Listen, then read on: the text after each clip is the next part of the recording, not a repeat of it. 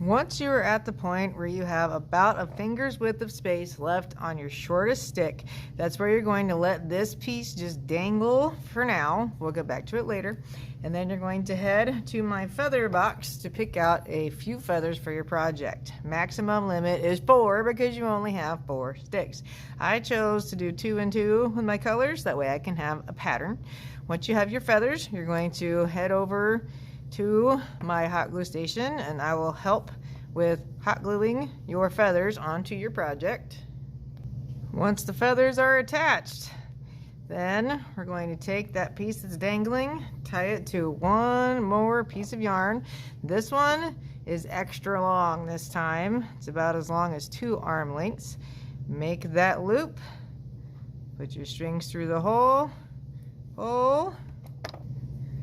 and cut the short bunny ears. Like usual, don't get too close to the knot.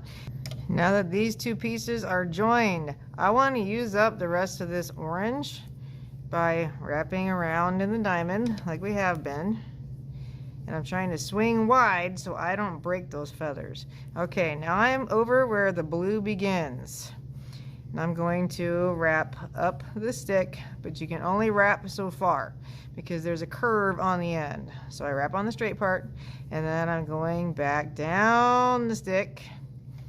And when we have to go to another stick, we hop next door, the same direction that you have been.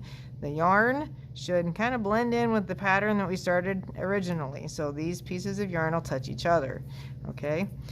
So you'll know you're doing it incorrectly if it's going around the back side and you have a gap. Or if you're one of those kids who forgets to go back down, it'll look something like this, where you have a huge space on the front. And when you're doing this step, it's important that you're swinging wide with your yarn and being careful, because if you're not, you're going to end up breaking your feathers.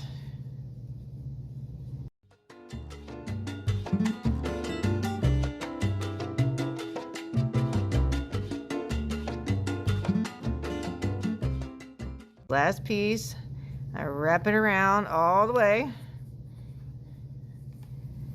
Gonna loosen it up here on the back. You're making a loop. This goes through that loop and pull it tight on the back side. And if you're really worried about it coming undone, you can see me and I can put a dot of glue on there. Now your name is gone. We covered it up. So there will be tape on your tables. So you need to take a piece of tape. Might want to write your name first. Having a class is also helpful. And either rip it with your hands or cut it with scissors.